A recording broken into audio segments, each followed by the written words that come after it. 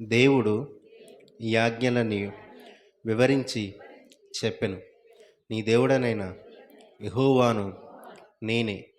నేనే దాసుల గృహమైన ఐగుప్తు దేశములో నుండి నిన్ను వెలుపలికి రప్పించితిని. నేను తప్ప వేరొక దేవుడు నీకు వండుకూడదు. పైన ఆకాశం అందే గాని, క్రింది భూమి అందే గాని, భూమి క్రింద నీళ్ళయందే గాని యుండు దేని రూపమునైనను విగ్రహమునైనను నీవు చేసుకొనకూడదు. వాటికి సాగిలపడకూడదు, వాటిని పూజింపకూడదు. ఏలయనగా నీ దేవుడనైన యెహోవానగు నేను రోషము గల దేవుడను. నన్ను ద్వేషించువారి విషయములో 3-4 తరముల వరకు తండ్రుల దోషమును కుమారుల మీదికి రప్పించుచు నన్ను ప్రేమించి నా ఆజ్ఞలు గైకొని వారిని 1000 తరముల వరకు కరుణించువాడిని ఉన్నాను. నీ దేవుడైన యెహోవా నామమును వ్యర్థముగా నొచ్చరింపకూడదు. యెహోవా తన నామమును వ్యర్థముగా నొచ్చరింపువానిని నిర్దోషిగా ఎంచడు.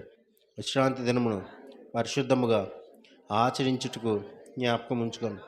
6 దినములు నీవు కష్టపడి నీ పని అంతయు చేయవలెను. 7వ దినము నీ దేవుడైన యెహోవాకు విశ్రాంతి దినం. దానిలో నీవైనను, నీ కుమారుడైనను, నీ కుమార్తె అయినను, నీ దాసుడైనను, నీ దాసి అయినను, నీ పశువైనను, నీ ఇళ్లలోనున్న పరదేశీ అయినను ఏ పనియు చేయకూడదు.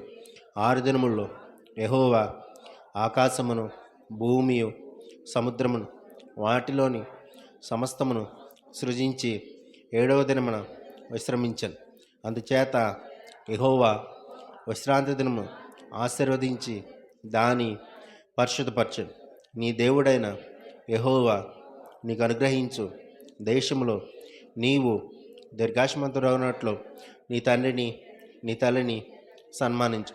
నరహత్య చేయకూడదు, వ్యభిచరింపకూడదు, దొంగిలకూడదు, నీ పొరుగువాని మీద అబద్ధ సాక్ష్యము పలుకకూడదు, నీ పొరుగువాని ఇల్లు ఆశింపకూడదు, నీ పొరుగువాని భార్యనైన అతని దాసునైన అతని దాసినైన అతని ఎద్దునైన అతని గాడిదనైన నీ పొరుగువానిదగు దేని నేను ఆశింపకూడదని చెప్పాను. ఆమె ప్రేమగలమా ప్రియ రక్షకుడా, ప్రభువా మమ్ము కనికరించి మేమీ ఆజ్ఞల్ గైకొనుటకు మా ఆత్మలను ప్రేరేపించు. ఆమేన్. ఎంతసేపు చదివాను?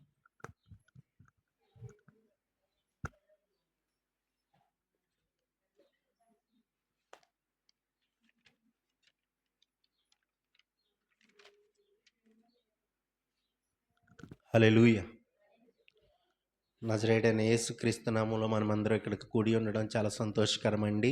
విశ్రాంతి దినములో మనం ఆచరించడం ఎంతో సంతోషకరం. దేవుడు మనల్ని నడిపించి ఇటు రీతిగా మనందరినీ ఆశీర్వదించి ఆయన సజీవుల లెక్కల్లో కాపాడి ఇప్పటి వరకు గనులకు లేని మహా ధనవంతులకు లేని ఒక గొప్ప భాగ్యాన్ని దేవుడు మనకిచ్చినందుకు మనం ఎంతో సంతోషించే వారమై ఉన్నాము. చూడండి, ఈ లోకంలో మనం జీవిస్తూ ఉంటాం.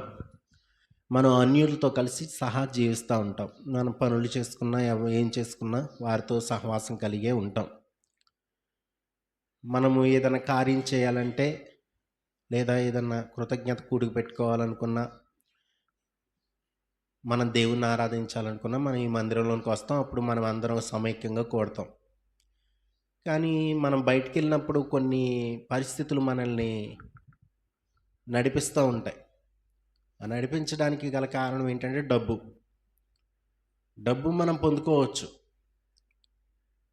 డబ్బు పొందుకోవచ్చు కానీ వారిలా ప్రవర్తనలు మాత్రం మనం చేయకూడదు.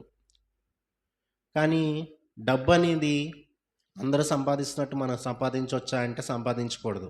దేవుని వాక్యం ఏం చెప్తుందంటే నువ్వు నీతిగా సంపాదించాలి అంటది. అయితే డబ్బును మనం పరిత్యజించేసి అది లేకుండా ఉండిపోవాలి, అది మనకు అవసరం లేదా అంటే అలా కుదరదు. ఆ డబ్బుని మనము దేవుని పనిలో వాడాలి, మన భవిష్యత్తులో వాడుకోవాలి. ఉన్న స్థితిగతులను బట్టి మనం వాటిని చూచి నడుచుకోవాలి.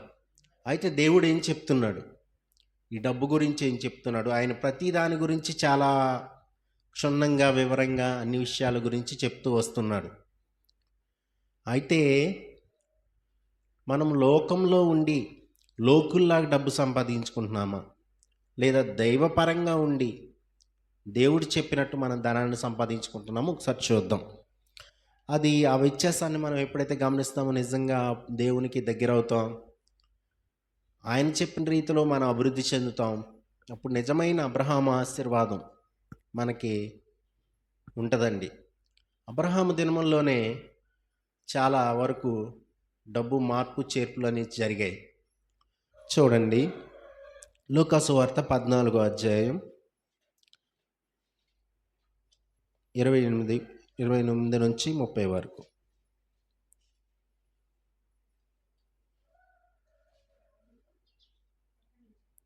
లూకాసు వార్త 14వ అధ్యాయం 28 నుంచి 30. మీలో ఎవడైనను ఒక గోపురమును కట్టింపగోరిని ఎడల. చూడండి, ఇక్కడ మనలో ఎవరైనా ఒక గోపురాన్ని కట్టించాలనుకున్నారు, ఒక బిల్డింగ్ని, అంటే ఒక డాబా కావచ్చు, లేకపోతే ఒక షెడ్ కావచ్చు, లేకపోతే ఒక కట్టడం కావచ్చు. అలా కట్టించాలి అని అనుకున్నప్పుడు, అంటే మనం ఏదైనా కావచ్చు, ఒక సెల్ల కొనుక్కోవాలనుకున్నాం అనుకోండి, ఆ సెల్లకి కావాల్సిన డబ్బులు మన దగ్గర ఉన్నాయా లేవా అని ఆలోచించుకోవాలి. లేదు, మన స్థితికి ఎంత స్థితికి అంత పిండి కొద్దే రొట్టె, కాబట్టి ఎంత స్థితికి అంత తగినట్టుగా చూసుకోవాలి. అవి చిన్న చిన్న వస్తువులు. కానీ జీవనాధారమైనటువంటి ఇల్లు కట్టుకోవడం కానీ, ఒక జీవనాధారమైనటువంటి పరిస్థితికి, ఒక స్థితికి మనం ఆలోచించాలి. దేవుడు ఏం చెప్తున్నాడో చూద్దామండి, అక్కడి నుంచి చదువు. దానిని కొనసాగించుటకు కావలసినది తన యొద్ద ఉన్నదో లేదో అని కూర్చుండి తగులబడి మొదట లెక్క చూచుకొనడా. చూడండి, తగులబడి లెక్క చూసుకుంటాడంట. అంటే తన దగ్గర ఉన్నవన్నీ కూర్చుకుంటాడు, తన దగ్గర ఉన్నవన్నీ సమకూర్చుకుంటాడు, తన ఆస్తులు చూసుకుంటాడు, తన దగ్గర సామర్థ్యాన్ని చూసుకుంటాడు. ఎందుకంటే అతడు కట్టాల్సింది ఏంటండి? గోపురం, ఒక గొప్ప భవంతు.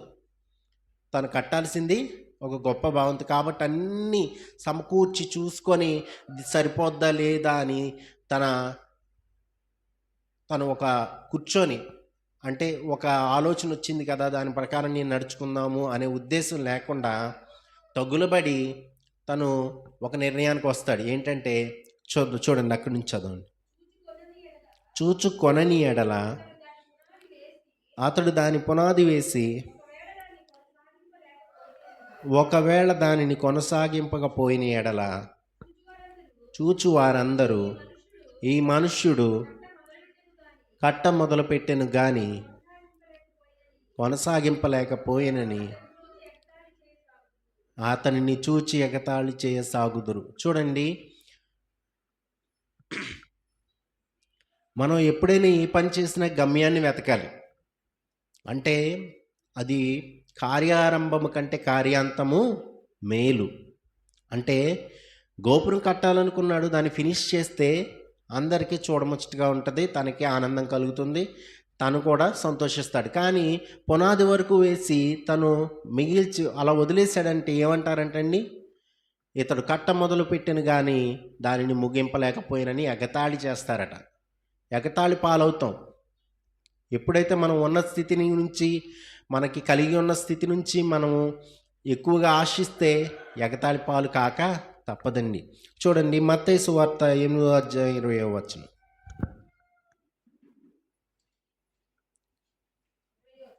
20వ.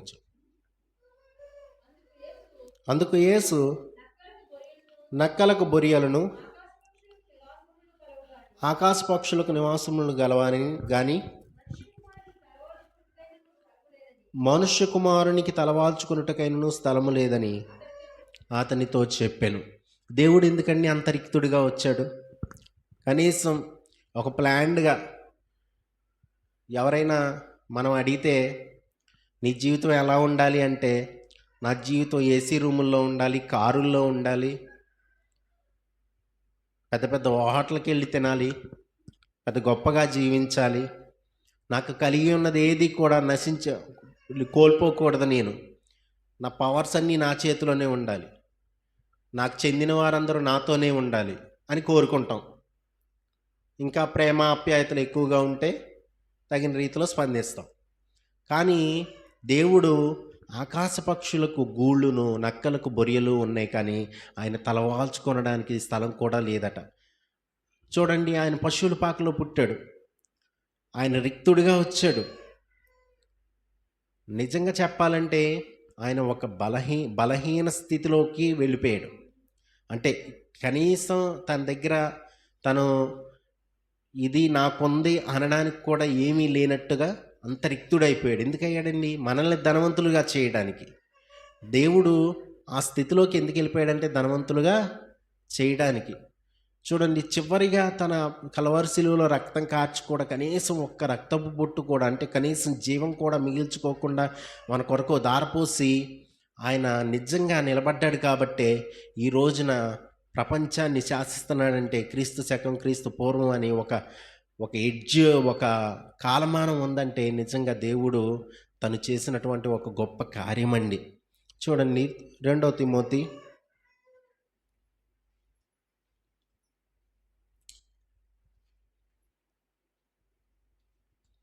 3:1-5.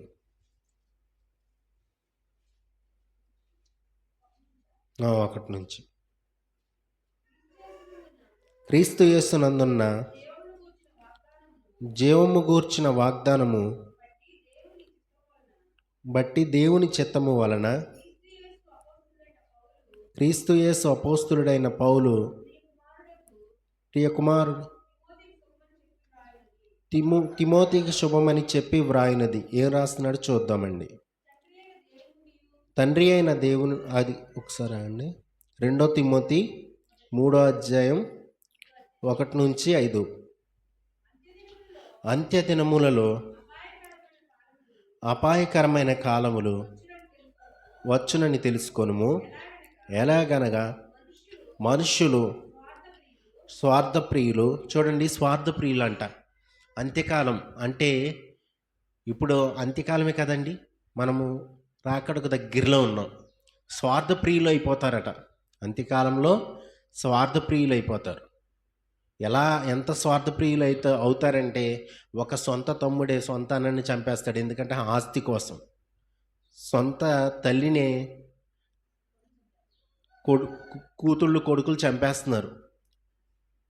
అయితే ఇంత స్వార్థం ఎందుకుంది అంటే, గొప్పగా బతకాలనే ఆశ వారి హృదయాల్లో నిమిడిపోయింది. గొప్పగా జీవించాలి, నేను గొప్పగానే తినాలి, గొప్పగా తాగాలి, గొప్పగా విలాసవంతమైనటువంటి భవనాల్లో ఉండాలి, ఎటువంటి కష్టం నాకు రాకూడదు అనుకుంటున్నారు. దేవుడేమో కష్టపడి జీవించమంటున్నాడు. మనము ఏ రీతిగా అడుగులేస్తున్నామో మనం చూసుకోవాల్సిన వారమై ఉన్నామండి. చూడండి, అక్కడి నుంచి చదువు.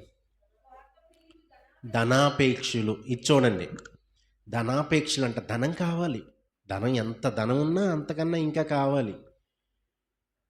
ప్రపంచ కోటీశ్వరుల గురించి జాబితాలో నిలబడాలనుకునే కొన్ని వందల మంది ఎగబడుతున్నారండి.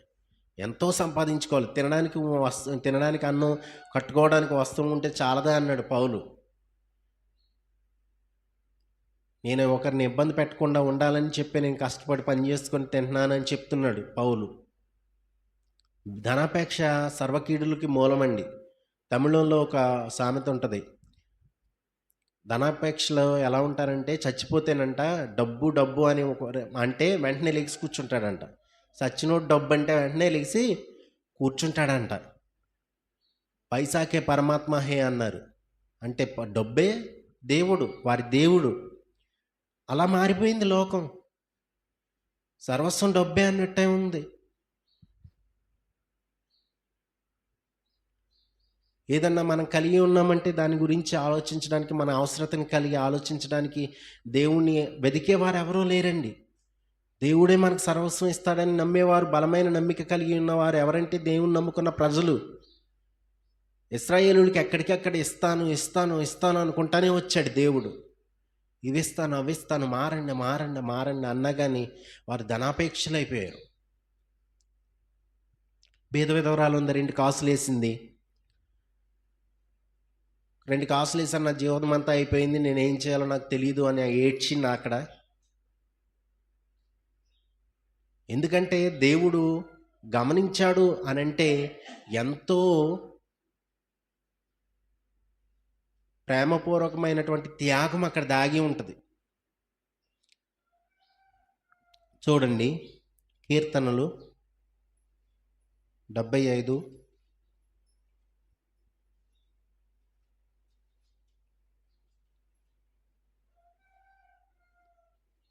6-9.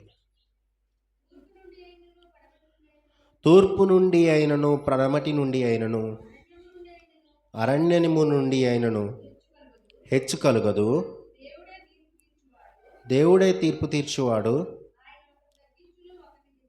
చూడండి, అరణ్యము నుండి అయినను, తూర్పు నుండి అయినను హెచ్చు కలుగదు.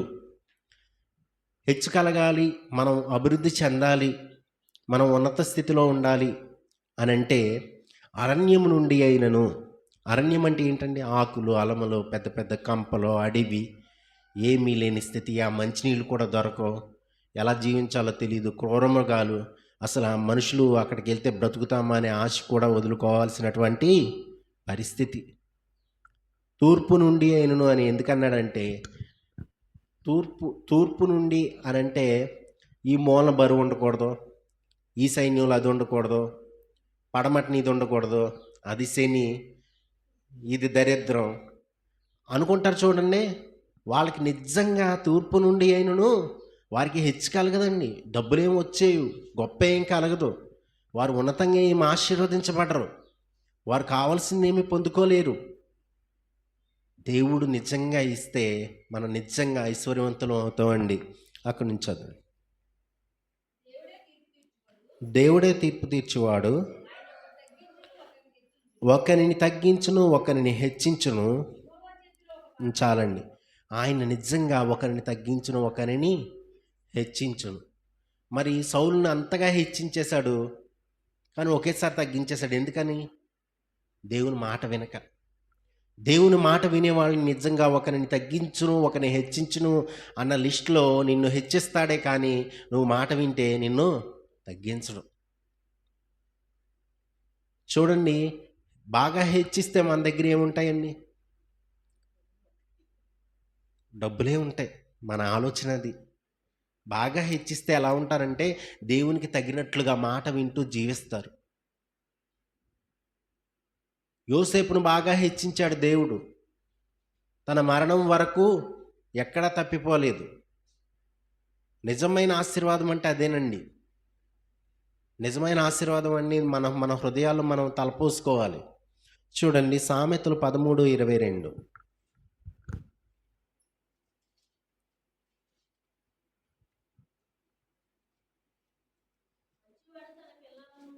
మంచివాడు తన పిల్లలను ఆస్తికర్తలుగా చేయును, పాపాత్ముల ఆస్తి నీతిమంతులు కొంచబడదు. చూడండి, ఒక దైవజనుడిని తీసుకుంటే తను ఎలా ఉండాలంటే సద్గుణుడుగా ఉండాలి, నిజమైన న్యాయకర్తగా ఉండాలి. అయితే తన జీవితంలో తను సంపాదించిందంతా ఏం చేయాలంటే తన పిల్లలకు ఆస్తులుగా సమకూర్చాలంట. వీరు కష్టపడ్డారు, ఆ కష్టం పిల్లలు పడకూడదు, ఆ ఇబ్బందులు పిల్లలు పడకూడదు అని చెప్పి వారికి ఆస్తిని సమకూర్చాలండి. వారికి చేయూతనివ్వాలి. దేవుని యందు భయభక్తులు కలిగి ఉన్న వారు ఎలా ఉంటారంటే పిల్లలు ఆస్తికర్తలుగా చేస్తారట. ఒక అతను ముసలివాడైపోయాడు. ఏం చేయాలో అర్థం కాలేదు. తల్లికి కొడుకులు చూసుకోవట్లేదు. ఎక్కడో దూరంగా ధ్యానం చేశాడు. ఆ మనసును ఆ పనిని తన హృదయంలో బాగా నాటుకుపోయింది. అప్పుడు అతను ఏం చేశాడంటే, తను పెంచుకున్న కుక్కకి తన ఆస్తి అంతా రాసేసాడంట. ఇలా ఉంది. ప్రేమ లేదు, శాంతి లేదు, నిద్ర లేదు. ఒక బెడ్ను కొనుక్కోగలుగుతా ఉండి ₹1,00,000 పెట్టి, కానీ నిద్రను కొనగలమా? మనం వస్త్రాలు ధరించుకుంటాం, కానీ మన ప్రాణాన్ని మనం ధరించుకోగలమా? అది మన చేతుల్లో ఉందా? లోకమంతా సంపాదించుకుని తన ప్రాణమును పోగొట్టుకుని వానికి ఏమీ లాభం? మనం అంతా సంపాదించుకోవాలని చూస్తున్నాం, కానీ దేవుని చిత్తమై ఉన్నదా మనం ఆలోచించాలి. దేవుని చిత్తరీతిగా మనం ఉంటున్నామా ఆలోచించాలి. అప్పుడే మనం ముందుకు నడవగలుగుతామండి. చూడండి, రోమ 13:1.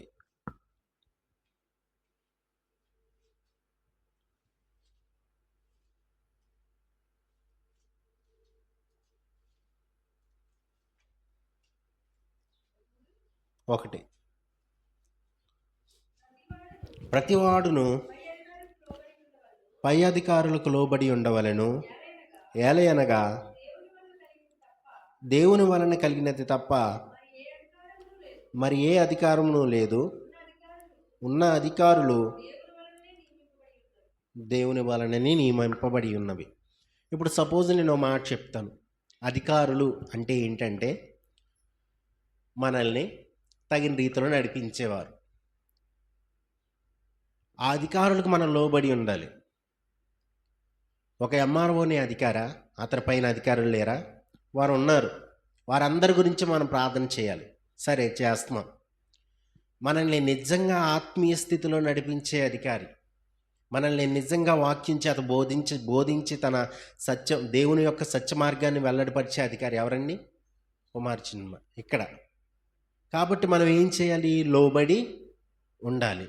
చూడండి, మనం ఎప్పుడైతే అధికారులకు లోబడి ఉంటామో, అంటే ఎప్పుడైతే మన పైన విచారణకర్తలకు కానీ అధికారం కలిగిన వారికి కానీ ఎప్పుడైతే లోబడి ఉంటామో, అప్పుడు మనల్ని మంచి మార్గంలో వారు నడిపించడానికి అవకాశం ఉంటుందండి. చూడండి, నీకున్న డబ్బు కాదు, సమస్తము దేవునివే. నీకున్న డబ్బు అది ముఖ్యం కాదు. అదే అన్నిటిని కలుగ చేయలేదు, అదే అన్నిటిని సృష్టించలేదు. సమస్తము దేవునివే. మాటతో వీటినన్నిటినీ చేశాడు దేవుడు. మనం అనుకుంటాం, మనం కొన్ని వస్తువులను తీసుకొని, లేకపోతే కొంత సంపదను తీసుకొని, ఇది నా స్ట్రాటజీ వల్ల వచ్చేసింది అనుకుంటాం మనం. కానీ చూడండి, హగ్గయి 22:8.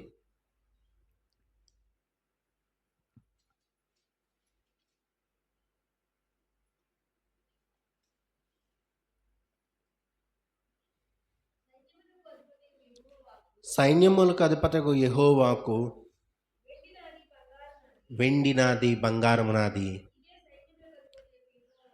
ఇదే సైన్యములకు అధిపతకు యెహోవా వాక్కు. దేవుడు ఏనా అన్నాడండి? వెండి నాది, బంగారం నాది. పూర్వం నుంచి రాజ్యాల కోసం ఎంతమంది చనిపోయారండి? పూర్వం నుంచి కొన్ని ధనాల కోసం, కొన్ని భాగ్యాల కోసం. అననీయ సప్పెర దేనికోసం చనిపోయారండి? ధనం కోసమే. కానీ దేవుడు ఏమన్నాడంటే, వెండి నాది, బంగారం నాది. ఇప్పటి వరకు దాన్ని కొట్టగలిగిన వాళ్ళు ఎవరన్నా ఉన్నారా? పూర్వం రాజులు ఉపయోగించారు, మంత్రులు ఉపయోగించారు, ఇప్పటికే ఉపయోగిస్తూనే ఉన్నారు. ఆయన ఆయన ఆయన ఆలోచనకర్తగా ఉన్నప్పుడు ఆయన విధిస్తాడని నిజమైన స్ట్రాటజీ. ఆయన నిలబెడతాడు మనల్ని. ఆయనకి తెలుసు ఏం చేయాలో, ఆయనకి తెలుసు కాలగమనాలు ఎలా ఉంటాయో. కాబట్టి బంగారం నాది, వెండి నాది. అక్కడి నుంచి చదువు.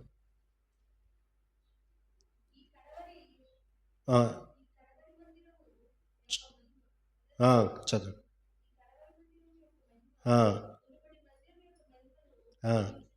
మెంచునని సైన్యములకు అధిపతికి యెహోవా సెలవిచ్చుచున్నాడు. మన హృదయం అనే మందిరంలో ఈ ప్రస్తుతం ఉన్నటువంటి ఈ ఆలోచనల కన్నా మన మునుపటి కడవరి మందిరం అంటే చివరి మందిరం, మునుపటి మందిరం అంటే తర్వాత అది అయిపోయిన తర్వాత వచ్చే మందిరం.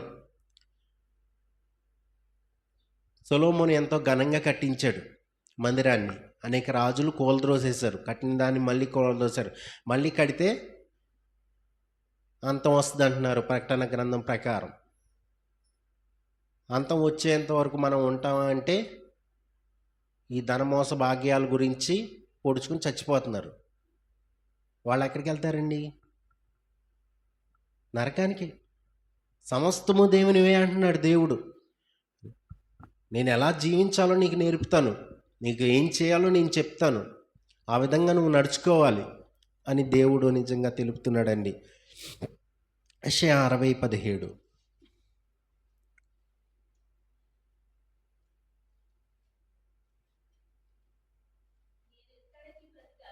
నేను ఇత్తడికి ప్రతిగా బంగారమును తెచ్చుచున్నాను, ఇనుమునకు ప్రతిగా వెండిని, కర్రకు ప్రతిగా ఇత్తడిని, రాళ్లకు ప్రతిగా. చూడండి, దేవుడిస్తే అలా ఉంటాయండి. దేవుడిస్తే అలా ఉంటాయి. మనం మనయే అనుకునే ఏవి మనవి కావు. మనం ఆలోచించుకుని మన సంపాదన అంతా మందే అనుకుంటే అది కాదు. దేవుడిస్తే నిజంగా రాళ్లకు ప్రతిగా ఇనుమంట, కర్రకు ప్రతిగా ఇత్తడి. చూడండి, ఆయన ఇస్తే నిజంగా అటువంటి ఆశీర్వాదం మనం పొందుకోగలుగుతామండి. మనము నిజంగా దేవుని కార్యనిర్వాహకులమై ఉన్నాం, ఆయన సేవ జరిగించే వారమై మనము ఉన్నాం. సామెతలు 16:17.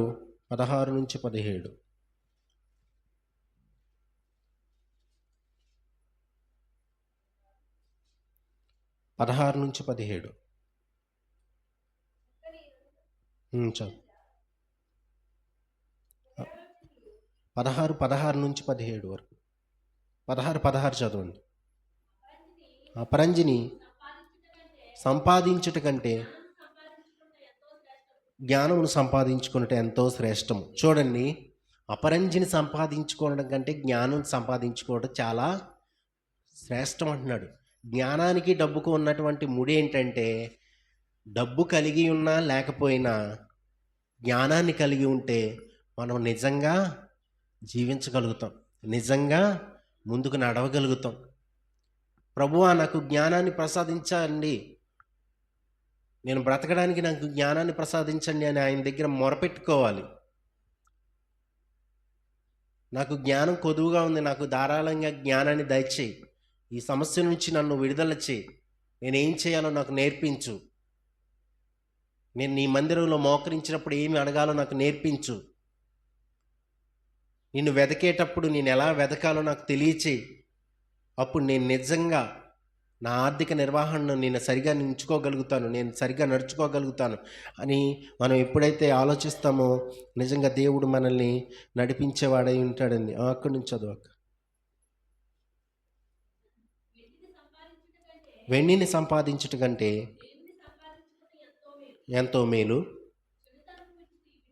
చెడుతనమును విడిచి నడుచుటయే యథార్థవంతులకు రాజమార్గము. తన ప్రవర్తన కనిపెట్టువాడు తన ప్రాణమును కాపాడుకొను. చెడితనము విడిచి నడుచుటయే యథార్థవంతులకు రాజమార్గం అంట. రాజమార్గం అంటే ఎవరన్నా ఆపుతారండి? అంటే కాలినడకన వెళ్తామా మనం రాజమార్గంలో? లేదు. రథాల మీద, అశ్వాల మీద ఒక ఉన్నట్టు టీవీగా మనం ముందుకు వెళ్తాం. అటువంటి వెళ్ళేటటువంటి స్థితిని కలిగి ఉండాలి అంటే నిజంగా మనం చెడుతనమును విడిచిపెట్టాలంట. దేవుడు ఆశీర్వదిస్తున్నాడు మనల్ని, దేవుడు తెలియపరుస్తున్నాడు. మన రాజమార్గంలో నడవాలని కోరుకుంటే నిజంగా చెడుతనాన్ని విడిచిపెట్టాలి. అదేవిధంగా ప్రవర్తనను కనిపెట్టువాడు. మన ప్రవర్తన ఎలా ఉంది ఎప్పటికప్పుడు కనిపెట్టుకోవాలండి.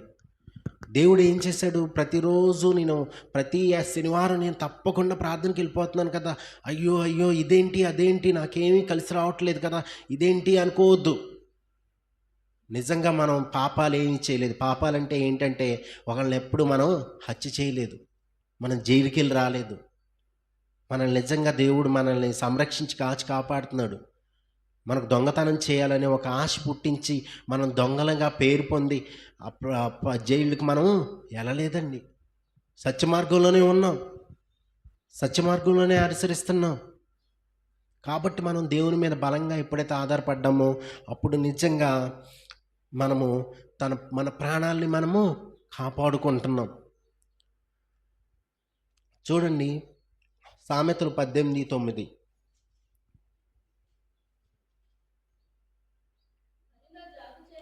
పనిలో జాగు చేయువాడు నష్టము చేయువానికి సోదరుడు. చూడండి, పనిలో జాగు చేయువాడు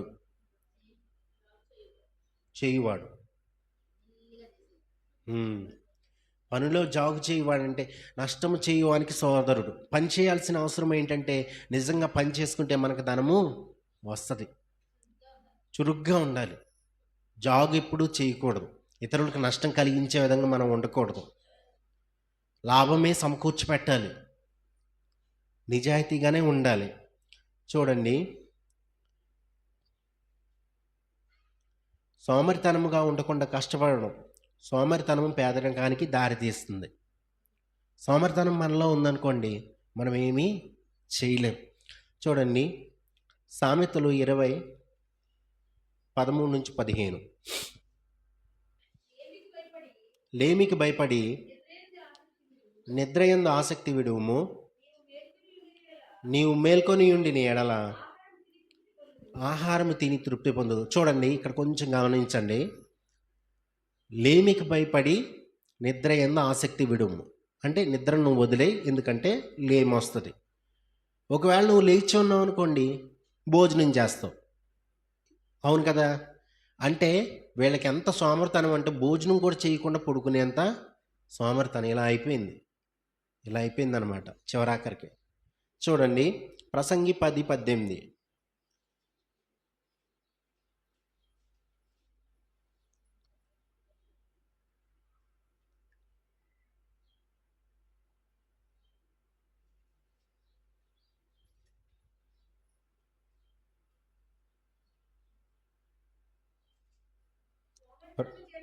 సోమరితనము చేత ఇంటి కప్పు దిగబడిపోవును, చేతుల బద్ధకము చేత ఇల్లు కురియును.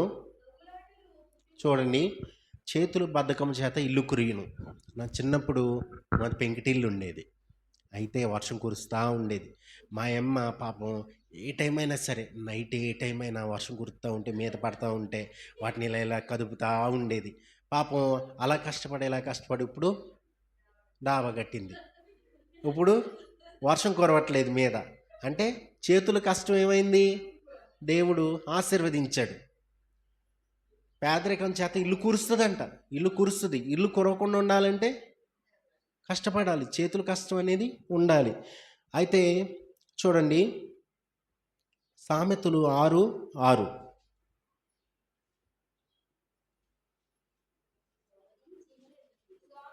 సోమరి సీమల యొద్దకు వెళ్ళుము, వాటి నడతలు కనిపెట్టి జ్ఞానము తెచ్చుకొనుము. వాటికి న్యాయాధిపతి లేకున్నను, పై విచారణకర్త లేకున్నను, అధిపతి లేకున్నను, అవి వేసవి కాలమందు ఆహారమును సిద్ధపరచుకొనును, కోతకాలమందు ధాన్యము కూర్చుకొనును. చూడండి, ఇక్కడ కూర్చుకొనును అన్న మాటను పట్టుకోండి. ఆహారం సిద్ధపరచుకుంటాయంట. అంటే ఆహారం దొరకగానే ఆహారాన్ని మళ్ళీ తినడానికి ఉపయోగకరంగా దాన్ని మలుచుకొని దాన్ని దాచిపెట్టుకుంటాయి చీమలు. మనం ఏం చేయాలంటే మన దగ్గర డబ్బు ఉన్నప్పుడు దాన్ని విచ్చలవిడిగా ఖర్చు పెట్టకూడదు. సమస్తము దేవునివే, దేవుడు ఇచ్చాడు మనకి. మనం దేవుణ్ణి అనుసరిస్తూనే ఉన్నాం. మనం కలిగి ఉన్నదంతా దేవునిదే. అయినప్పటికీ మనం కలిగి ఉన్నదాన్ని దాచిపెట్టుకోవాలి. రేపటి కోసం మనం దీన్ని దాచిపెట్టుకోవాలి. ఎప్పుడైతే దాచిపెట్టుకుంటామో అప్పుడు దేవుని ఆజ్ఞను మనం అనుసరించిన వారమై ఉంటాము. మనం పేదరికం లేని వారమై ఉంటాము. చూడండి,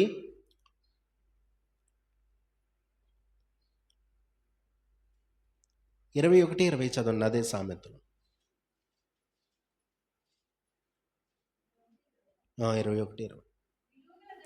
విధువు గల ధనమును నూనెయు జ్ఞానుల ఇంటి నుండును, బుద్ధిహీనుడు దాన్ని వేయపరచును. నీతిని కృపను అనుసరించువాడు జీవమును నీతిని ఘనతను పొందును. మనం ఏది అనుసరిస్తామో నిజంగా దాన్నే మనము పొందుకుంటాం. కాబట్టి నీతిని ఘనతను మనము అనుసరించకూడదండి, జ్ఞానాన్ని అనుసరించాలి. చూడండి 24, అదే సామెతలు 30:24-27 వరకు. భూమి మీద చిన్నవి 4 కలవు, అయినను మిక్కిలి జ్ఞానము గలవి. చీమలు బలము లేని జీవులు, అయినను అవి వేసవిలో తమ ఆహారమును సిద్ధపరచుకును. చూడండి, వేసవిలో తమ ఆహారమును సిద్ధపరచుకును. చీమలు బలం లేని జీవులండి. వాటికి పై విచారణకర్త లేడు, అధిపతి లేడు, ఎవరూ లేరు. కానీ అవి వేసవకాలం ముందు కూర్చుకుంటున్నాయి. వాటికంటూ ఒక బలమంటూ ఏమీ లేదు, బలహీనమైనవి. కానీ ఒకటి జత కలిసి సమిష్టిగా పనిచేసి వాటిని ఆహారాన్ని కూర్చుకుంటున్నాయి కదా. ఆ ఆహారం ఎప్పటి వరకు ఉంటుందండి? వేసవకాలం నందు కూర్చుకున్న ఆహారం ఎప్పటి వరకు ఉంటుంది? మళ్ళీ వేసవకాలం వరకు ఉంటుంది. అది ఉండడానికి గల కారణం ఏంటి? ఆశా నిగ్రహం. ఆశా నిగ్రహాన్ని ఎప్పుడైతే మనం కలిగి ఉంటామో నిజంగా మనము ధనాన్ని దాచుకోగలుగుతాం, ధనాన్ని ఖర్చు పెట్టగలుగుతాం, దేనినైనా జయించగలుగుతాం. అదే వరం దేవుడిచ్చే వరం. ఆశా నిగ్రహం ఆత్మఫలాల్లో ఒకటి. ఈ ఆశా నిగ్రహం కావాలని చెప్పి మనం దేవుని బలంగా కోరుకోవాలి. చూడండి, గలతీ 6 అధ్యాయం 7-9 వరకు. గలతీ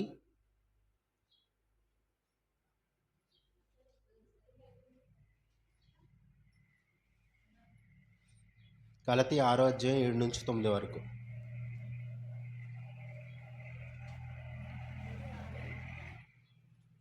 గలతీ 6 అధ్యాయం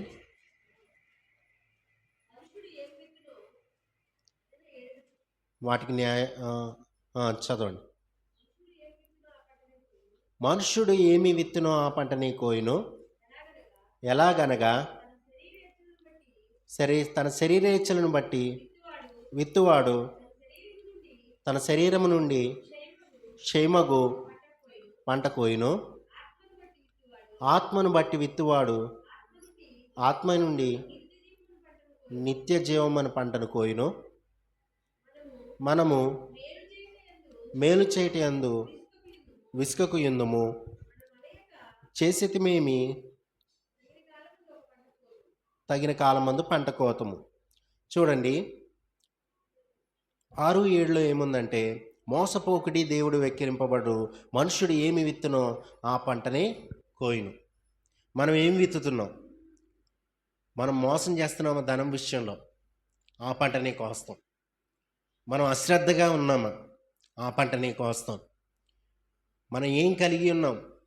నిజంగా పరుల్ని మోసం చేస్తే ఆ డబ్బు నిలవదండి. మోసం చేశాడు బిలాము బహుమానాల కోసం. ఎప్పటికప్పుడు ఏమయ్యాడండి? మరణించాడు. సోదిగాడైపోయాడు, మరణించాడు. సింహం తినేసింది. కీడు చెప్పి రాదండి, చేసుకున్న దాన్ని బట్టి వస్తుంది. మోసం చేశాడు ఎవరు? గెహజీ. నువ్వు నిజంగా ఎక్కడికి వెళ్ళావు చెప్పంటే, లేదు ప్రభు, నేను ఎక్కడ కిందే ఉన్నాను అంటున్నాడు, నీ దగ్గరే ఉన్నాను అంటున్నాడు. నువ్వు డబ్బు కోసం పరిగెట్టినప్పుడు నా ఆత్మ నీతో రాలేదా? గెహజీ ఏం చేశాడండి? సొమ్ము తెచ్చిపెట్టుకున్నాడు. సొమ్ము గొప్పదా? ఆరోగ్యం గొప్పదా? ఆరోగ్యం గొప్పది. ఆరోగ్యంగా ఉంటే 4 రూపాయలు సంపాదించుకోగలుగుతాడు, తగిన అన్నీ జీవించగలుగుతాడు. తన జీవితాంతం కుష్టి తెచ్చేసుకున్నాడు. మోసం ఎప్పుడు చేయకూడదు. డబ్బు విషయంలో దాన్ని కూర్చుకోవాలి. దేవుడు మనకిచ్చాడని మనం నమ్మాలి. చూడండి, లాస్ట్కి వచ్చేస్తున్నాను. లోక 16:13 చదవండి. లోక 16:13, 15 వరకు.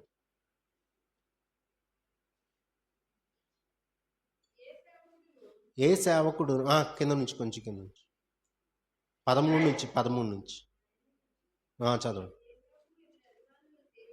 ఏ సేవకుడును ఇద్దరు యజమానులను సేవింపలేరు.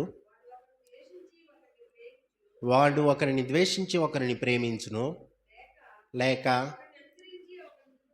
ఒకరిని అనుసరించి ఒకరిని తృణీకరించును. మీరు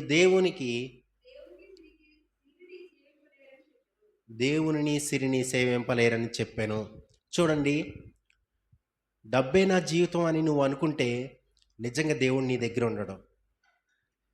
దేవుడే నా జీవితం అనుకుంటే దేవుడు నీ దగ్గర ఉంటాడు, సమస్తం నీవవుతాయి.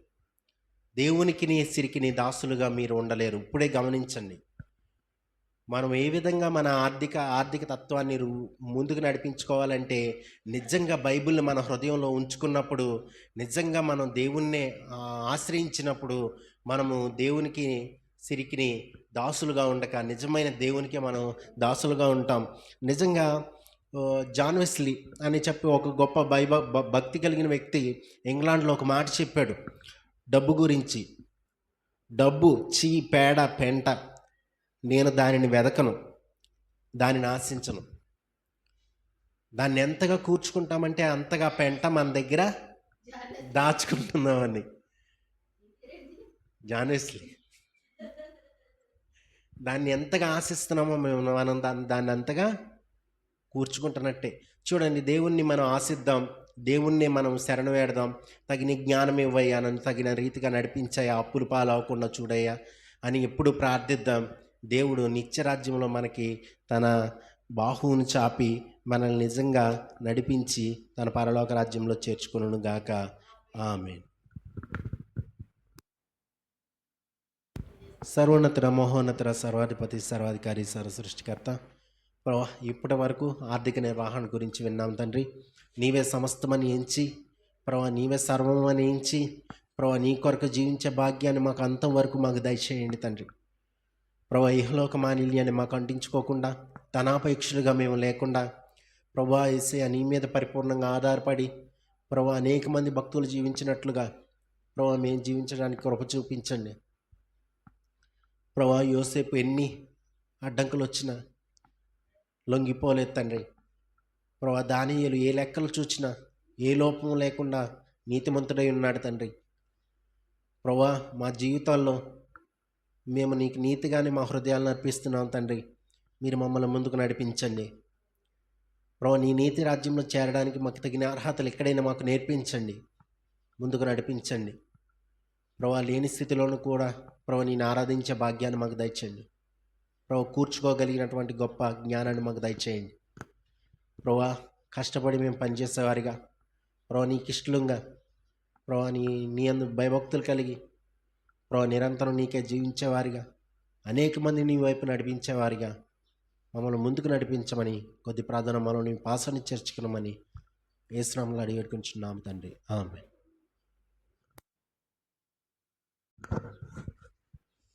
చక్కని వర్తమానాన్ని ఇచ్చినటువంటి జాన్ వెస్లీ గారిని దేవుడు దీవించునుగాక. దేవుని స్తోత్రం చెప్దామండి. దేవుడు మనందరినీ కూడా ఆరోగ్యంగా సజీవుల లెక్కలో ఉంచినందుకు దేవునికి మహిమ కలుగునుగాక. హల్లెలూయా. అందరూ సంతోషంగా ఉన్నారా? సంతోషంగా ఉంటే మరి ఒకసారి దేవుని స్తోత్రం చెప్దాం. హల్లెలూయా. మనం మరి ఇక్కడ కొంతమంది ఉన్నాం, అంటే మన సంఘం చిన్నది కాబట్టి కొంతమంది. ప్రతి ఒక్కరికి కూడా ఒక్కొక్క రకంగా దేవుడు మాట్లాడుతూ ఉంటారు. అవునండి. వంటలు చేసామనుకోండి, ఒక్కొక్క వంట ఒకళ్ళకి, ఒక్కొక్క వంట ఒకళ్ళకి మరి తీసుకుంటూ ఉంటారు కదా. ఎవరి ఆరోగ్యాన్ని బట్టి వాళ్ళు తీసుకుంటూ ఉంటారు. కొంతమందికి సంపాదించడానికి ఏమండి సోమరితనం మానేసి ఏం చేయాలంట, చురుగ్గా ఉండాలి. మరి మరి పేతురు గారు ఉన్నారనుకోండి, దేవుడు యేసు ప్రభు వారు ఏం చెప్పారు?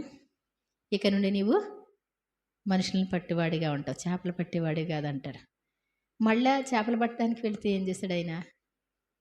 మళ్ళా తన కన్నులు తెరవడం జరిగింది. తను దేవుని సేవకి వెళ్ళటం జరిగింది. అంటే అసలు పని లేని వాళ్ళకి పని చేసుకోమని హెచ్చరిస్తాడు. పనిలో ఉన్న వారిని దేవుని పనిలోకి రమ్మని. ఎన్నో పనులు ఉంటాయండి, ప్రతి ఒక్కరికి పనులు ఉంటాయి. పనులు ఉన్న వారినే పిలిచాడు దేవుడు. ఎక్కడైనా ఫుల్గా బిజీగా ఉన్న వారినే పిలవడం జరిగింది. అవునా కదా? ప్రతి ఒక్కరు కూడా నాకే పని లేదు ప్రభువా అన్న వాళ్ళు ఎవరినే పిలవలేదండి. ఖాళీ కూర్చున్నాం పిలుస్తారా? ఖాళీ కూర్చున్నాం కాదండి. ఎక్కువ పనుల్లో ఉన్న వారినే పిలవడం జరిగింది, ఉద్యోగాల్లో ఉన్న వాళ్ళని పిలవడం జరిగింది. కాబట్టి మనం ఒక్కొక్కరికి ఒక్కొక్క రకంగా దేవుడు మాట్లాడుతూ ఉంటారు. ప్రతి ఒక్కరికి హృదయానికి సూటిగా ఉన్నటువంటి మాటలను బట్టి దేవుడు మనతో హెచ్చరించాడు అని మనకి అర్థమవుతూ ఉంటుంది. కాబట్టి నిజంగా మనమందరం కూడా పరలోక రాజ్యానికి వారసులుగా ఉండాలని, ఈ లోకంలో సంతోషంగా ఉండాలని కోరుకుంటూ ఉంటాం. దేవుడు అంటారు, నా మాట వింటే సమస్త జనముల కంటే హెచ్చిస్తాను అంటారు ఆయన. ఈ లోకంలో వాళ్ళకి మరి ఎప్పుడు చూసిన కష్టాలు శ్రమలే ఉంటాయా? కష్టాలు శ్రమలే ఉండవండి. నీవు లోపలికి వచ్చినప్పుడు దీవెనంట, వెలుపలికి వెళ్ళినప్పుడు దీవెన, గర్భఫలం, భూఫలం, పశువుల మందల, దుక్కిటెద్దులు అన్నీ దీవించబడతాయి అంటాడు. పిండి పీసుకుని తోటి దీవించబడద్ది అంటాడు. వర్షం దాని కాలంలో కురిపిస్తాను అంటాడు. మరి కొట్లుకి ఆజ్ఞాపిస్తా, ధాన్యం అంతా కూడా ఫుల్గా ఉండాలని ఆజ్ఞాపిస్తాడు అంటాడు.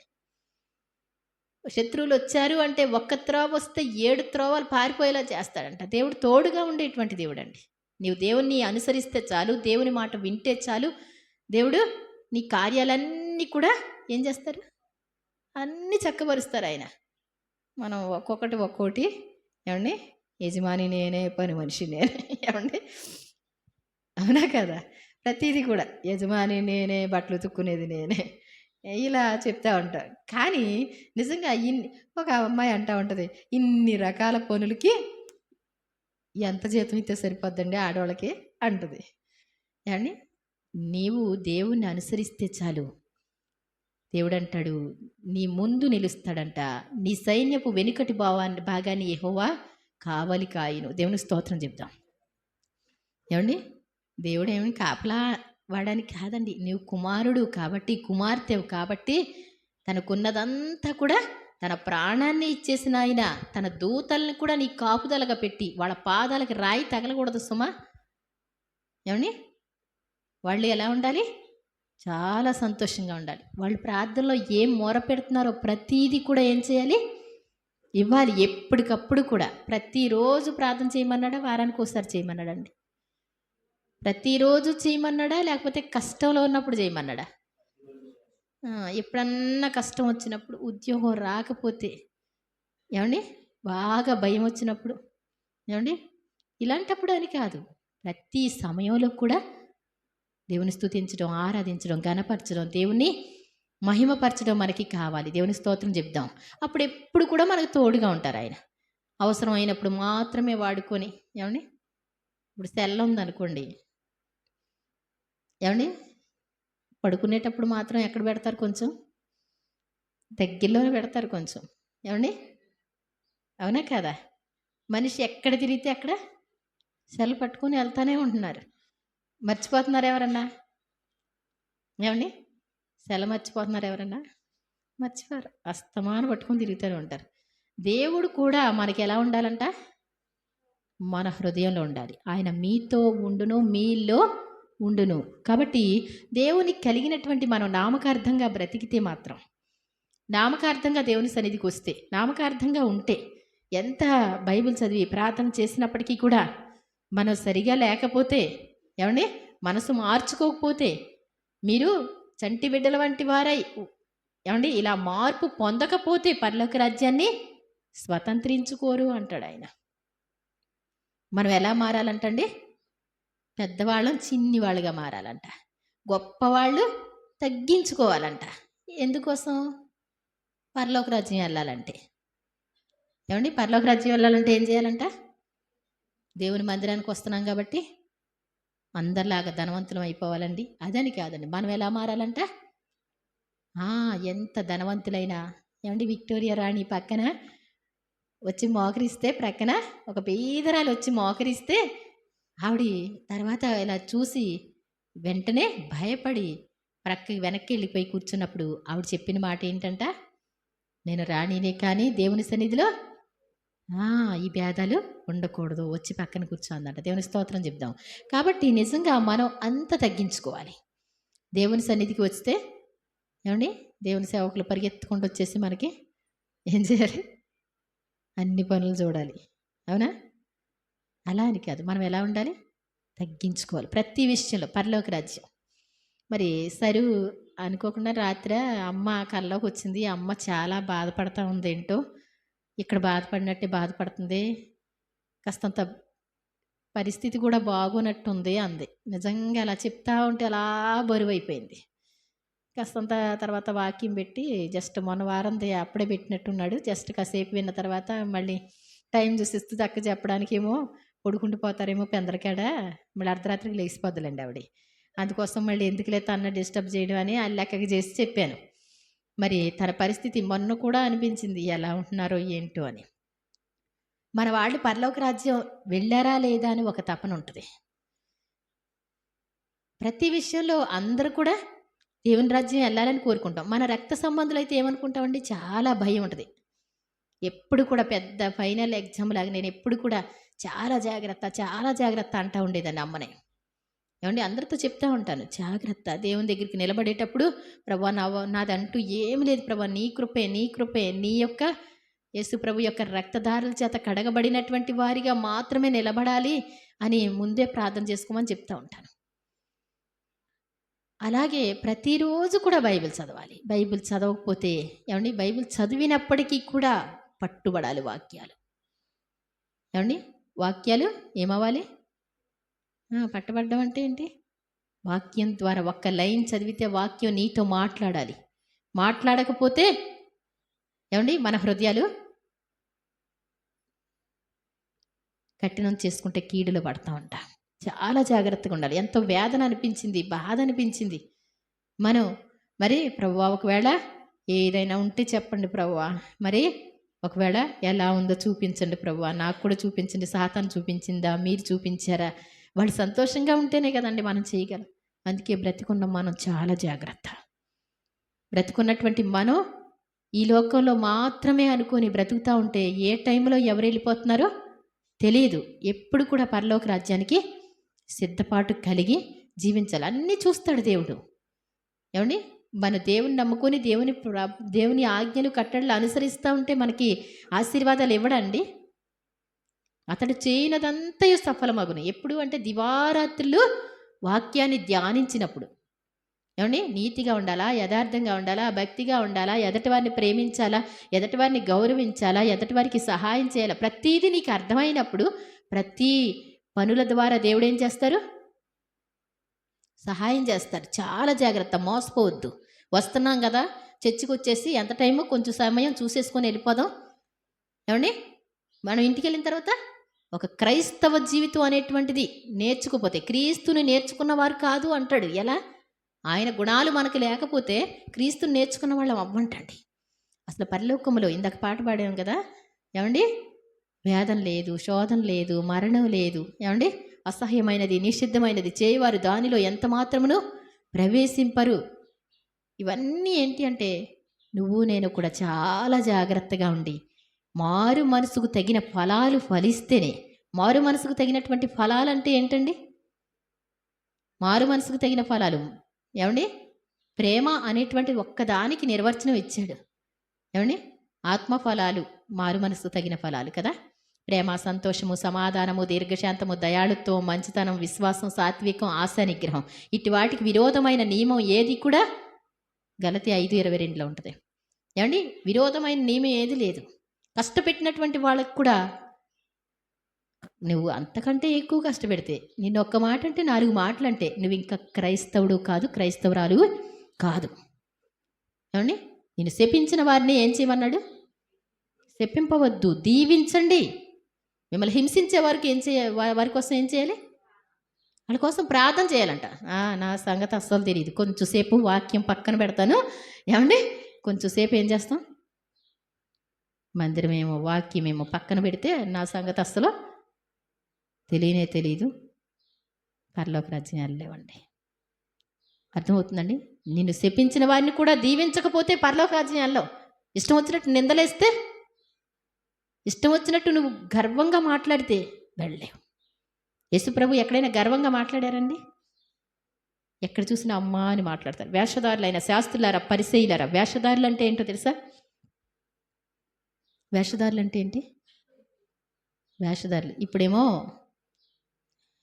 రాక్షసులా ఉంటారు. రాక్షసులా ఫోన్ ఏదైనా వచ్చిందనుకో, బాబు ఏమన్నా అంటారండి. మనం ఆ టోనే మారిపోద్ది కదా. బాబు బాగున్నారా బాబు ఏమండి?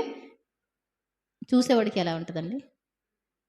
చాలా జాగ్రత్త. దేవుడు అందుకే అంటాడు, వేషధారులైన శాస్త్రులారా, పరిసయ్యులారా, గిన్నెయు పళ్ళెమును మీరు వెలుపల శుద్ధి చేస్తారు. అందరికీ మనుషులు కనబడవాలనే శుద్ధి చేస్తారు, కానీ లోపల ఏముందంటే పాపంతో, అజితేంద్రియత్వం అంటే వికారమైనటువంటి పనులతో ఉన్నారు మీరు. మీరేం చేయండి? ముందు లోపల శుద్ధి చేసిన దానికంటే కూడా ఏం చేయాలంట? వెలుపల శుద్ధి చేసిన దానికంటే లోపల శుద్ధి అవ్వాలంటండి, లేకపోతే పరలోక రాజ్యం వెళ్ళరు. చాలా జాగ్రత్త. మోసపోకుడి, దేవుడు వెక్కిరింపబడడు. మనుష్యుడు ఏ పంట విత్తునో, ఇప్పుడు చదివారు కదండి. శరీరాన్ని అనుసరించి శరీరం అనేటువంటి శరీర కార్యాలు, జారత్వం, అపవిత్రత, కామకత్వం, విగ్రహారాధన, అభిచారములు, ద్వేషములు, కలహములు, క్రోధములు, మత్సరములు, విమతములు, అసూయలు, అల్లరితో కూడిన ఆటపాట్లు, వీటిని బట్టి విత్తితే గనక ఏమండి, వ్యభిచారంతో విత్తే వాళ్ళు ఏమవుతారండి? సర్టిఫికెట్ వచ్చింది. ఏంటండి? ఏ సర్టిఫికెట్ అండి? పెద్ద సర్టిఫికెట్ వస్తుంది జీవితంలో, పెద్ద ఉద్యోగం, హెచ్ఐవి. ఏమండి? ఉద్యోగంగా కదా, ఒకటే ఉద్యోగం. ఏమండి? అది పంట, అది అర్థమవుతుందండి. అపవిత్రమైన కార్యాలు, అపవిత్రతతో ఉంటే దేవుడు మనలో ఉండలేదు. జారత్వం, కామకత్వంలో ఉన్నటువంటి వాళ్ళు ఏమైపోతారు? ఎదటి వారిని చంపేస్తారు, వీళ్ళు చచ్చిపోతారు, కుటుంబాలను నాశనం చేసేస్తారు. విగ్రహారాధన, దేవునికి ఏమండి విగ్రహారాధన. తెగులు అంటే ఏంటో తెలుసా? నేను ఆలోచిస్తూ ఉంటే ఎక్కడ చూసినా తెగులు మొదలుపెట్టింది అంటే అర్థం ఏంటి అంటే, ఎవడైనా మన కుటుంబాల్లో దేవుణ్ణి కాకుండా తన ఇష్టానుసారంగా ఉండడం కానీ, దేవుని నిర్లక్ష్యం చేసి విగ్రహారాధన కానీ ఈ విధంగా చేస్తే వాడు తెగులు పడ్డ కోళ్ళు అంటాడు. ఆ తెగులు వచ్చిన కోడి ఏం చేస్తుంది? 4 కోళ్ళు కంటేస్తుంది. ఏమండి? నేను చెప్పేది అర్థమవుతుందా? ఏ పాపమైనా ఉంటే, అందుకే దేవుడు ఏం చేసేవారంటే అలాంటి వాళ్ళ ముందే తీసేస్తూ ఉండేవాడు. సనిగేవారిని, గొణిగేవారిని, ఏమండి సనగడం గొనగడం వల్ల వాళ్ళలో తెగులు రేగిందంటండి, సర్పాలు వచ్చినాయి అంటండి. చాలా జాగ్రత్త. మనం ఎలా ఉండాలి? మా తాతయ్య గారు చెప్తూ ఉండేవారు ఒక ఎగ్జాంపుల్. నాకు చిన్నప్పుడు అంత అర్థం కాలేదు, కానీ ఇప్పుడు మళ్ళీ గుర్తొచ్చింది కాబట్టి. ఒక చచ్చిపోయిన వ్యక్తిలా ఉండాలంట క్రైస్తవుడు అంటే. చచ్చిపోయిన వ్యక్తికి ఇక్కడ నుంచి తీసుకొని అశ్వరపేట దాకా ఈడ్చుకెళ్ళారనుకోండి, ఏమండి ఎందుకు ఈడ్చుకెళ్తున్నావురా అంటాడండి. బట్టలు లేకుండా ఈడ్చుకెళ్ళాడు అనుకోండి, మాట్లాడతాడా? వాడిని పడేసి మొక్కలు చేసేస్తే మాట్లాడతాడా? ఉడకబెడితే,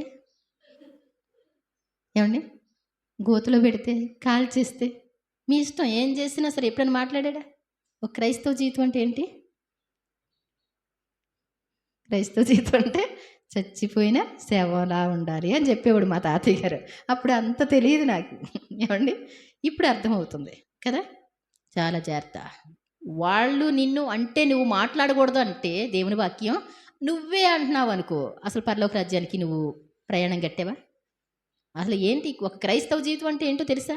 పరలోకానికి ప్రయాణం, యాత్రికులం మనం. ఎక్కడికి బయలుదేరాం? ఏమండి పరలోకానికి ప్రయాణం. మెల్లిగా నడిచి వెళ్ళటం అని కాదండి, ఇది ఒక పరుగు పందెం అంటారు. మన ఎదుట ఉంచబడినటువంటి పరుగు పందెంలో ఏమండి ఎలా ఓపికతో పరిగెత్తాలంట. ఓపికతో పరిగెత్తాలంటే వీళ్ళని చూస్తే వాళ్ళని చూస్తే ఏమంటుందండి, వచ్చారేంటి, వీళ్ళు కూడా తయారయ్యారేంటి, మంచి సేవకులేంటి అంటూ ఉంటారు. వాళ్ళని చూస్తే మనం పరిగెట్టగలమా? విశ్వాసమును కర్త దాన్ని కొనసాగించేవాడైన యేసు వైపు చూస్తూ, ఏమండి యేసు వైపు చూస్తుంటే అక్కడ బొమ్మను పెట్టుకొని చూడడం అని కాదండి. ఏమండి తిట్టిన వారిని యేసుప్రభు వారు ఎలా తిట్టారండి? ఏమండి ఉమ్మూసిన వాళ్ళని ఏం చేశారండి? మూసిన వాళ్ళు మూస్తే ఏమన్నారు? వాళ్ళ వైపు చూసాడు, ఎవడా ఈడు, ఎప్పుడో అప్పుడు పట్టుకుంటానులే అని చూసారండి. ఏమండి? ముళ్ళ కిరీటాన్ని గట్టి కొడితే క్రీస్తు, ఏమండి, కళ్ళకి గంతలు గట్టి ముళ్ళ కిరీటాన్ని కొడితే, ఏమండి, గట్టి కొడితే ఆ ముళ్ళు మొన్న రమేష్ గారు కూడా చూపించారు, సౌరిబాబు గారు కూడా చూపించారు. సౌరిబాబు గారు జస్ట్ ఇలా బొట్టన వేరికి జస్ట్ ఇలా కొంచెం చిన్న గుచ్చి చూసారంట, చెయ్యింత లావు అయిపోయింది, ఇన్ఫెక్షన్ వచ్చి. సలుపు పోటు అంటండి, భయంకరమైన సలుపు పోటు. ఏమండి, అసలు అది తగిలితే చాలంట జ్వరాలు వచ్చేస్తాయంట. యేసు ప్రభు మెదడంతటికి దిగిపోయినాయి కదా.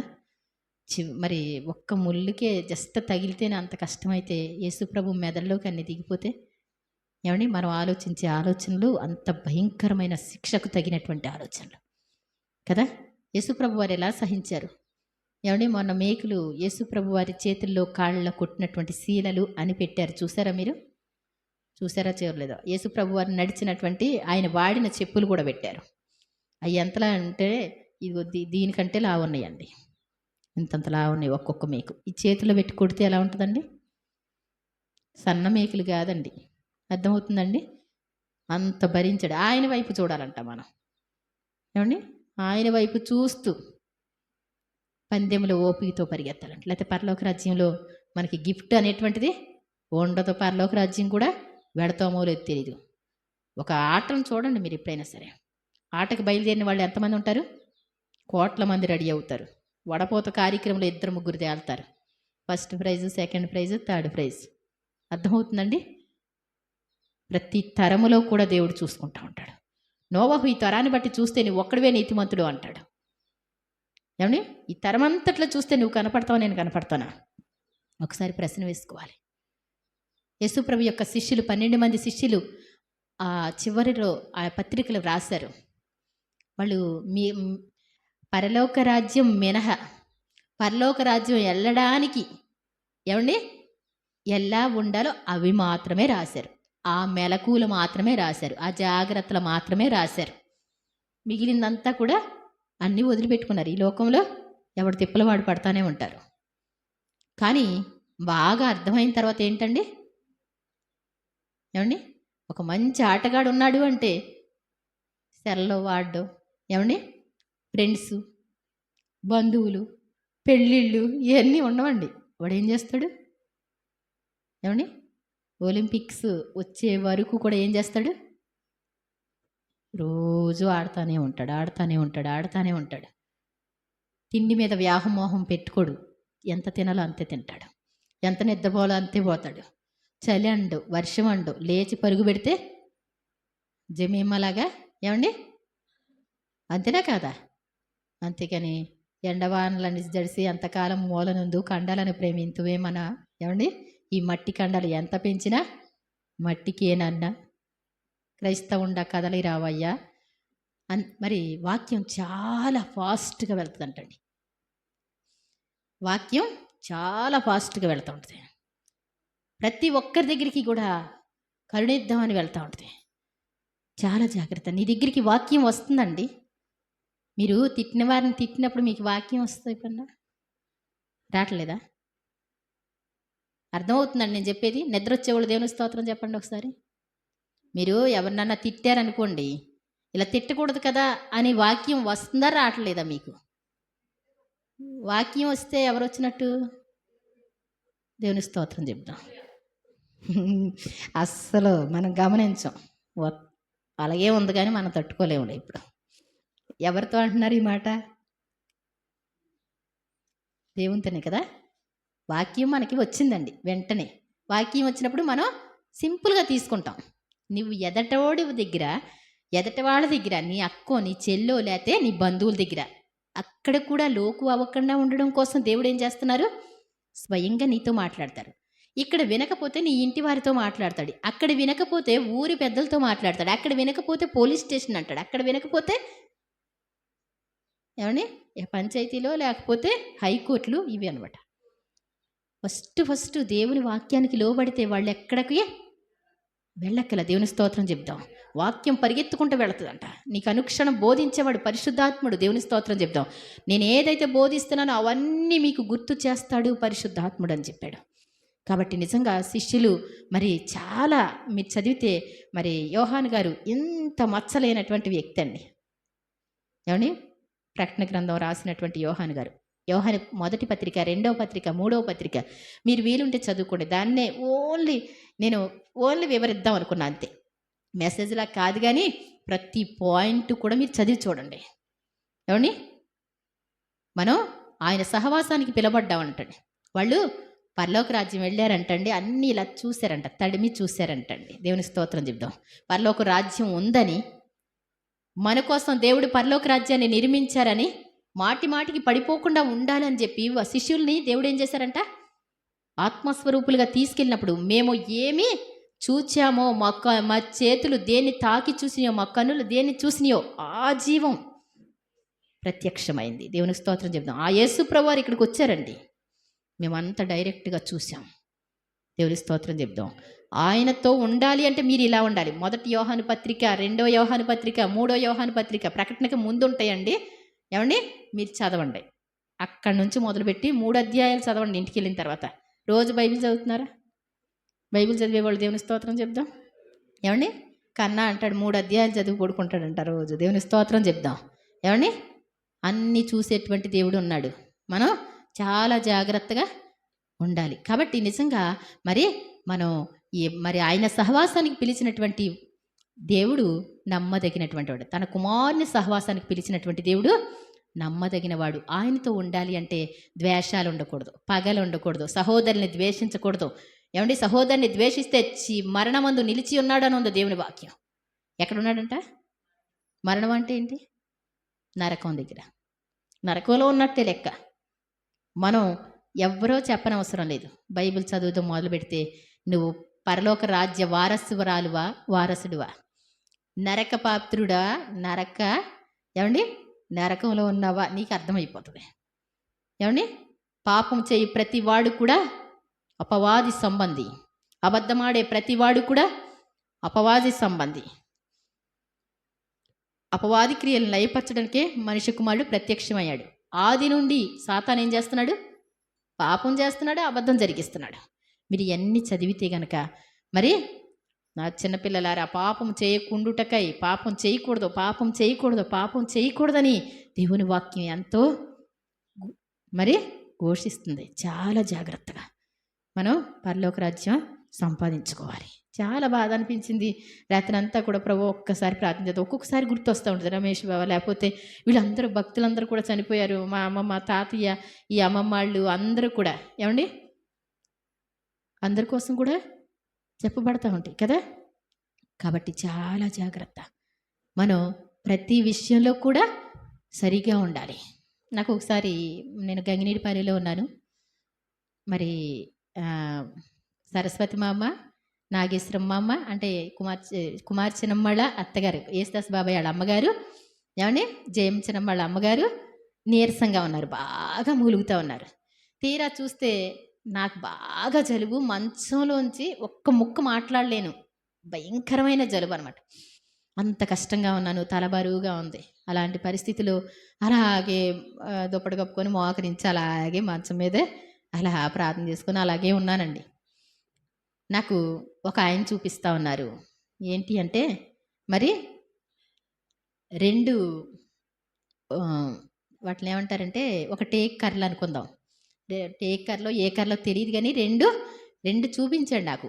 ఒకటేమో కొంచెం సేవ వచ్చింది, ఇంకోటి సన్నగా ఉండి వంకరగా ఉంది. నాకు తెలియకుండానే చిన్నదాన్ని ఇది తీసేద్దాం అనుకుంటున్నాను. అంటే ఏమండి ఇది కూడా ఉంచితే దేనికన్నా పనికి వస్తుంది కదా, నేను ఏది పడేయనండి. ఒక విషయం అంటే కల్లో కూడా అలాగ ఉంటాం అనేసి అనుకుంటాం కదా. చిన్నదాన్ని కూడా పొయ్యిలో పెట్టడం, పాడు చేసేయడం, ఏమంటే చింపేయడం ఇలాంటివి చేయను నేను. ఏదున్నా సరే పక్కన పెడతా, దేనికో దానికి పనికి వస్తాయి కదా అన్నట్టు. ఏమండి ఈ వంకరది కూడా ఉంచుకోవచ్చు కదా అని అడిగాను. అడిగితే సరేలే అన్నాడు.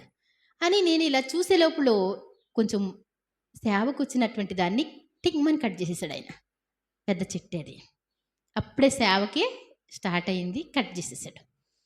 అయ్యో ఇది ఇంకొంచెం సేవ వచ్చినట్టయితే బాగుండు కదా, అప్పుడే కట్ చేసేసారు అనేసి కంగారు అయిపోతుంది. వెంటనే ఇంకా మెలకు వచ్చిందో లేదో కుమార్చనమ్మలతో చెప్పించానమ్మా, ఎవరో సేవకులు కొత్త కొత్తగా సేవ చేసేవాళ్ళు చనిపోతారు చిన్నమ్మ, తెలియకుండా కట్ చేసేసాడు చిన్నమ్మ, ఎవరో నాకు తెలియదు కానీ ఎవరో ఎవరో ఎవరు అని చాలా కంగారు పడుతున్నా. కంగారు పడితే అవునా అమ్మ అనే ప్రార్థన చేస్తూనే ఉన్నాం. తెల్లారిపాటికల్లా ఫోన్ వచ్చేసింది. ఫోన్ వస్తే మరి అక్క ఒకసారి పలానా ఫిలిప్ అతని పేరు చింతలపూడి దగ్గర, తన పేరు మావయ్యాళ్ళ అశోక్ ఫిలిప్ అని 2 పేర్లలో ఏదో అనమాట. అశోకే అతను సుబ్బారెడ్డిలో వాక్యం చెప్పాడు. అయితే తను క్రిస్మస్ అంటండి, అంటే విశ్రాంతి దినాలే చేస్తారు వాళ్ళు. కానీ సంఘం అందరూ ఏమన్నారంటే మనం కూడా క్రిస్మస్ పెట్టుకుందామండి. సంతోషమే కదండి అందరికీ. ఏమండి, దగ్గరగా ఉంది, డిసెంబర్ వచ్చేసింది. ఒక మందిరం కట్టారు. ఆ మందిరాన్ని ఓపెన్ చేయాలి, పాల కేంద్రాన్ని ఓపెన్ చేయాలి, మందిరాన్ని ఓపెన్ చేయాలి. అది ఎప్పుడు అంటే డిసెంబర్ 23 అనుకుంటండి.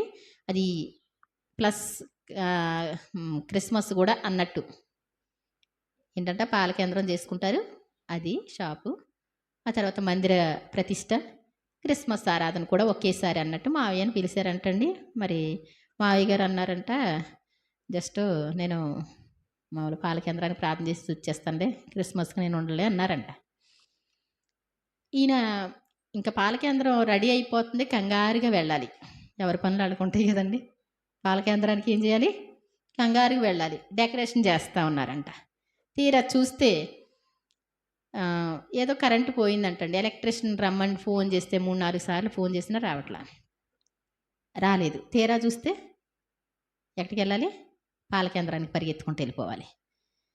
ఆ అబ్బాయి వచ్చి చేసే లోపుల్లో చాలా లేట్ అయిపోద్ది, వర్క్ అయిపోద్ది అని చెప్పి తనే కొంచెం చేద్దామని ఏదో కట్ చేశాడో ఎలాగోనంటండి.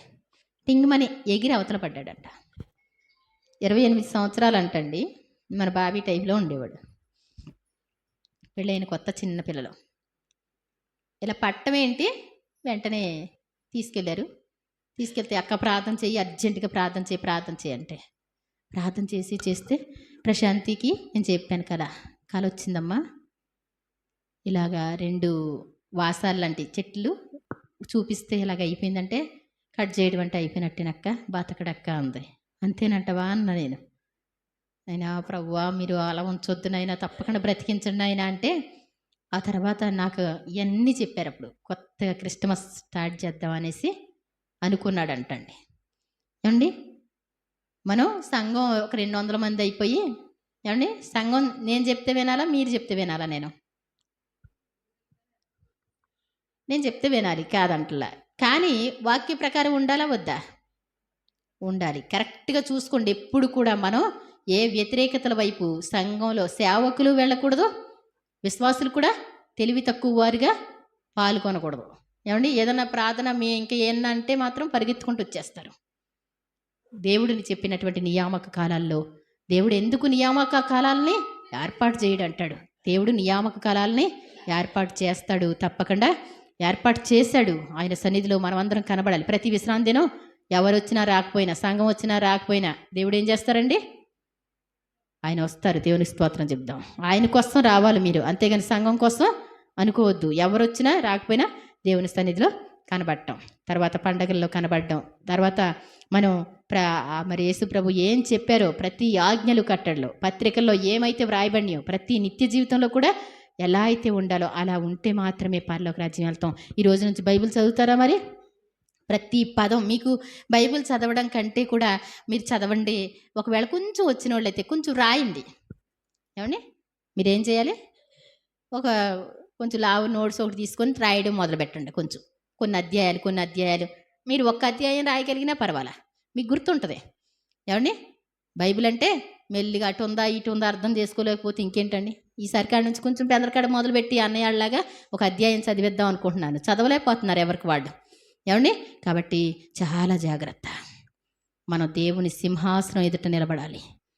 గొప్ప సేవ చేసామని కాదు. మరి టైం అయిపోతుంది. చిన్న ఎగ్జాంపుల్ ఒక అతను మరి కొంతమంది బ్యాచ్ దేవుని సేవ కోసం ట్రైనింగ్ అయ్యారంటండి. ఆ ట్రైనింగ్ అయితే ఒక వ్యక్తికి సేవకుడు చెప్పినటువంటి మాట ఏంటంటే, బాబు నువ్వు వంట దగ్గర ఉండు, వంట చూడు అన్నారంట. చాలా బాధ అనిపించింది అంటండి. రోజు బైబిల్ చదివి అఫీషియల్‌గా చక్కగా చెప్పాలి, మంచి పెద్ద పాస్టర్ అవ్వాలి అని కోరుకుంటే, తీరా చూస్తే ఏం చెప్పాడంటండి సేవకుడు? ఆ పెద్ద సంఘాలు గదా! పెద్ద సంఘాల్లో జీవితాంతం వంటలే ఉంటాయి. జీవితాంతం చేసుకుంటూ వెళ్ళిపోవడమే. దానికి ఇక పెద్ద అవ్వడం, చిన్న అవ్వడం, అయ్యగారిలాగా అవ్వడం ఇలా కుదరదు. ఇక అలా వంట చేసుకుంటూ వెళ్ళిపోవాలి. అయితే ఒకరోజు ఈ అయ్యగారికి దర్శనం వచ్చిందంటండి. ఈ అయ్యగారికి దర్శనం వస్తే ఏవండి వీళ్ళు బయటే ఉన్నారంటండి. బయట ఉన్నారంట. లోపల యేసుప్రభు వారు ఉన్నారంట. మనం లోపలికి వెళదాం అంటే ఆయన పిలవకుండా వెళ్ళటం కుదరదు అనేసి అన్నారంట. తీరా చూస్తే లోపల చూస్తే ఎవరున్నారు? మన పలానా అతను ఏడి అనేసి అంటే ఆయన లోపలికి పిలిచారు, ఆయన్ని వెళ్ళారు. అంటే అప్పుడు యేసుప్రభు వారు చెప్పారంట, ఆ వంటలో నమ్మకంగా చేస్తున్నాడు. నీకు సేవ అప్పచెప్పాను కానీ నువ్వు సేవను నమ్మకంగా చేయలేదు. మనకి ఇవ్వబడినటువంటి బాధ్యత నమ్మకంగా చేయాలంట. ఏ పని అయినప్పటికీ కూడా ఎలా చేయాలి? నమ్మకంగా, ఎక్సలెంట్గా చేయాలి. దేవుని సన్నిధిలో ఏ పని చేసినా నీకు ప్రతిఫలం ఉంటుంది. కాబట్టి పెద్ద సేవని కాదు, ఏమో దేవుడు ఏమి ఏర్పాటు చేస్తాడు. ఏ పని దొరికినా మనం చేయగలిగితే, నమ్మకంగా చేయగలిగితే దేవుడు ఆశీర్వదిస్తాడు. కాబట్టి చాలా జాగ్రత్త.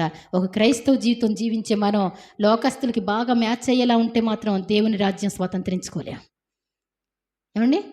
మన దేన మనసు రాకుండా, పరిశుద్ధత లేకుండా, పవిత్రత లేకుండా, మన ఇష్టానుసారంగా ఉంటే మాత్రం పరలోక రాజ్యానికి వెళ్ళలేం. ఎప్పుడు వెళ్ళిపోతామో మనకు తెలియదు, కానీ పరలోక రాజ్యానికి అది మనసులో పెట్టుకొని భయం కలిగి జీవిద్దాం. దేవుడు తన పరిశుద్ధ వాక్యాన్ని దీవించునుగాక. చిన్న ప్రార్థనతో ముగిస్తాను.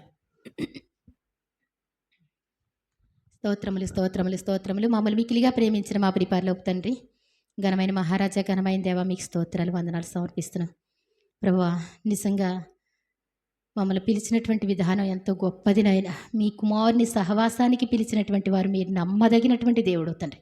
మేము నమ్మదగిన వారిగా ఉండడానికి సహాయించండి. ఈ లోకములో ఉన్న వాటిని నిన్ను ప్రేమించిన ఎళ్ళ తండ్రి ప్రేమ వానిలో ఉండదు అంటారు. లోకంలో ఉన్నదంతా శరీరాశ, నేత్రాశ, జీవపుడంబం, ఇవి తండ్రి వలన కలిగినవి కావు, దుష్టు నుండి కలిగినవి అంటారు. నాయన, మేము నాయన ఎలా ఉండాలో, ఎలా జీవించాలో ప్రతిదీ కూడా పరిశుద్ధ గ్రంథాన్ని ధ్యానించడం ద్వారా, చదవడం ద్వారా మాకు అర్థమవుతుంది ప్రభా. పరలోక రాజ్య ప్రయాణం కట్టిన మేము ప్రతిరోజు పరిశుద్ధ గ్రంథం ధ్యానించేటువంటి కృప నన్ను ధ్యానించి ఆ విధంగా నడవడం మాకు నేర్పించమని, నీ రాజ్య వారసులుగా చేసుకోమని, నీ ఎదుట ఏమాత్రం కూడా ప్రభా మేము గర్వించిన వారిగా ఉండకూడదు, సరి చేసుకునే వారిగా ఉండకూడదు, భక్తిహీనులుగా ఉండకూడదు. నాయన, మీ రాజ్యం చేరుకునే వారిగా మేము పరిగెత్తే ప్రతి ఒక్కరూ బహుమానం పొందేటట్లు పరిగెత్తాలన్నారు. అలా పరిగెత్తగలిగిన కృప మాకు బిడ్డలకి ప్రసాదిస్తారని ఈ ప్రార్థన మీ పాద సన్నిధి చేర్చుకోమని యేసు ప్రభువారి దివ్యనామమున వేడుకుంటున్నాను తండ్రి. ఆమేన్.